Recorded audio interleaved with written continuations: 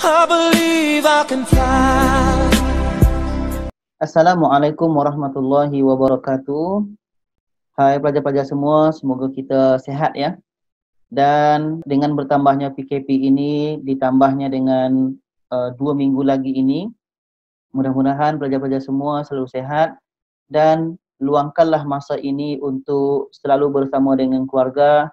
Buatlah aktiviti-aktiviti yang bermanfaat, berfaedah sehingga boleh lagi mengeratkan hubungan kita dengan mak ayah, hubungan kita dengan adik-beradik dan seluruh keluarga. Jadi pada kesempatan ini kita akan lanjutkan pelajaran fiqh ibadah ya. Yang mana pada sebelum ini kita belajar pelajaran 7 tentang taharah ya. Jadi sekarang kita lanjutkan ad-darsus samin, pelajaran ke-8 pada muka surat 127. Pelajar-pelajar yang punya buku teks boleh lihat muka surat 127, ad-darsus samin, pelajaran yang ke-8, an-najasatu, berkenaan bab najis. Jadi nanti selepas mendengarkan video ini, harapnya nota dibuat seperti biasa, yang disalin hanya terjemah sahaja ya. Dan nanti yang Arab tu dibagi baris seperti yang kita buat di kelas ya. Jadi kita buka muka surat 128.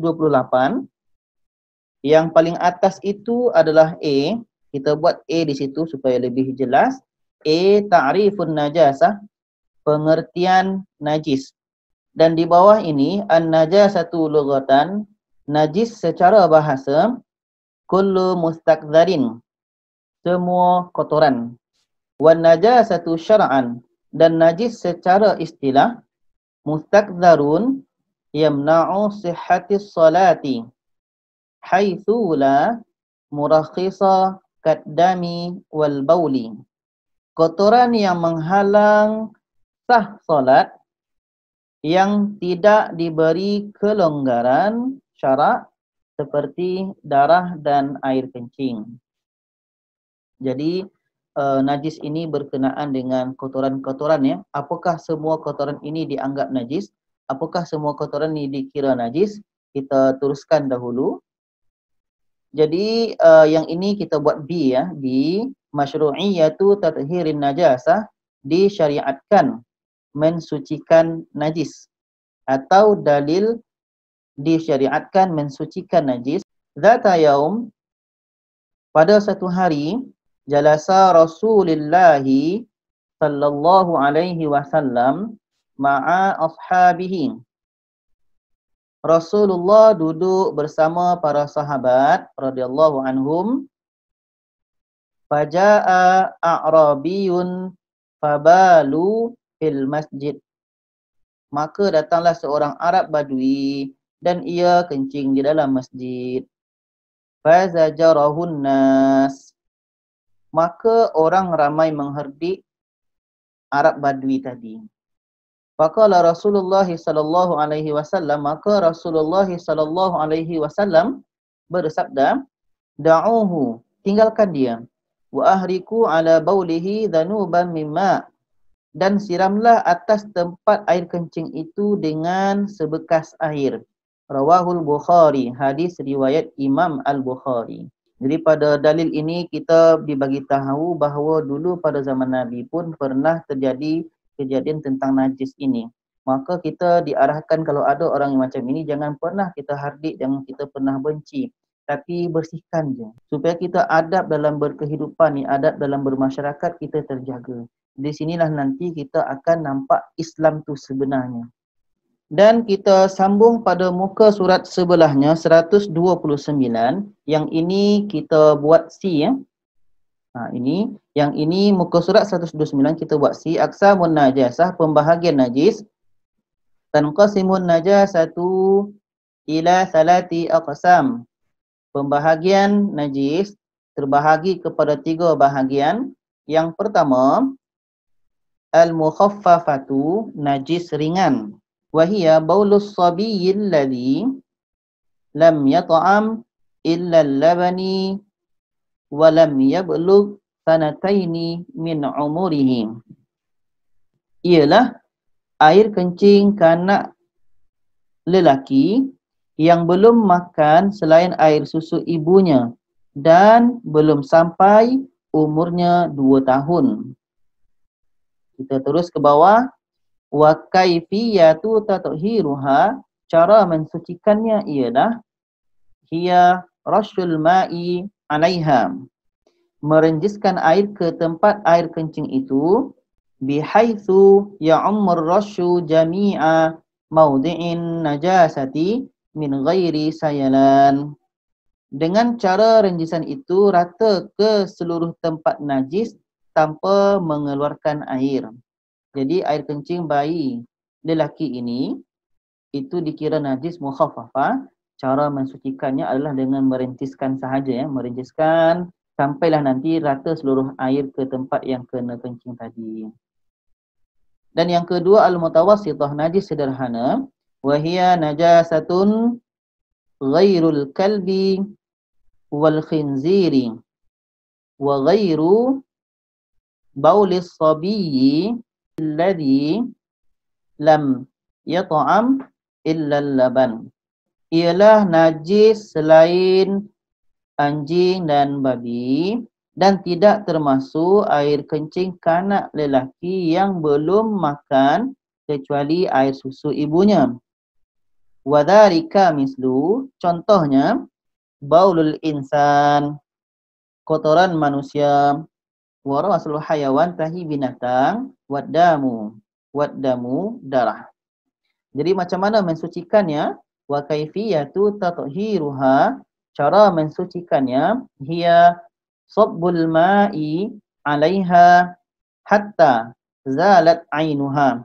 Cara mensucikannya ialah dengan disiram ke atasnya air sampailah hilang zat, wa dhahabat sifatuha, sampai hilang sifatnya, min launin wa ta'amin wa rihin, daripada warna, rasa dan bau. Wa dalilu dzalika ma ruwiya an Anas ibn Malik radhiyallahu anhu, dan dalil yang diriwayatkan daripada Anas bin Malik radhiyallahu anhu qala, berkata, kana an-nabiy sallallahu alaihi wasallam idza tabarraza li hajatihi ataituhu bima'in fayaghsilu bih. Adalah Nabi SAW ketika buang air besar, aku bawakan kepada baginda air untuk bersuci. Muttafaqun alaih. Hadis riwayat muttafaqun alaih atau hadis riwayat Imam Al-Bukhari dan Imam Muslim. Dan muka surat sebelahnya, itu muka surat 130 yang paling atas, nombor 3, Al-Mughallazah, najis berat, wahyal kalbi wal khinzir, ianya anjing dan babi, wa ma tawallada minhuma aw min ahadihima, dan yang terlahir daripada keduanya atau dari salah satu keduanya. Contoh anjing dengan haiwan lain. Yang lahir bukan anjing, tapi yang lahir haiwan lain, maka itu pun dikira najis berat kerana terlahir daripada anjing juga. Dan macam mana cara mensucikannya? Wa kaifiyatuha tathiruha, cara mensucikannya, hiya ghasluha sab'a marratin ihdahunna bit-turabi, ianya membasuh 7 kali dengan air, salah satunya dengan tanah. Wa dalilu dzalika qaulur Rasulillah sallallahu alaihi wasallam, sabda Rasulullah sallallahu alaihi wasallam, tuhuru ina'i ahadikum idza walagha fihi al-kalbu ay yaghsilahu sab'a marratin ulahunna bit-turabi. Sabda Nabi sallallahu alaihi wasallam, menyucikan bekas di kalanganmu sekiranya ia dijilat oleh anjing dengan cara membasuhnya 7 kali. Basuhan pertama dengan air bercampur tanah. Rawahu Muslim, hadis riwayat Imam Muslim. Sekarang yang bawah ini di tatbiqu tathirin najasah, praktikal cara membersihkan najis. Ini apa yang mesti kita buat ketika nak membersihkan najis. Yang pertama, wujudun najasati biyaqin, kita yakin adanya najis.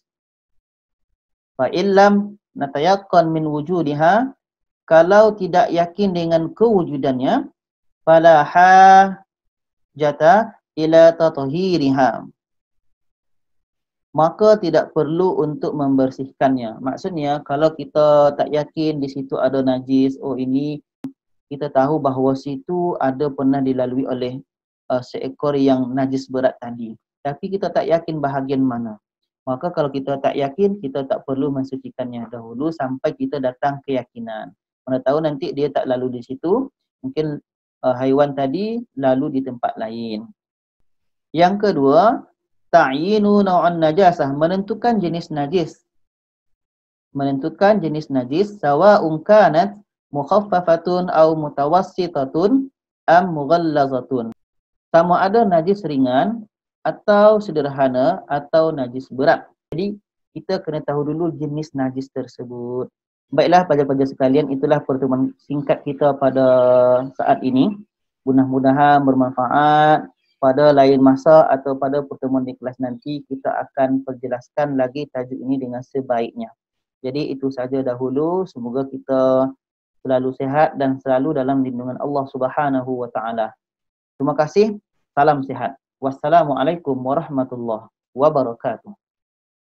Jangan bilang kau pemuda kuat, jangan mentang-mentang badan sehat. Bila sering kau tinggalkan sholat, innalillah, innalillah.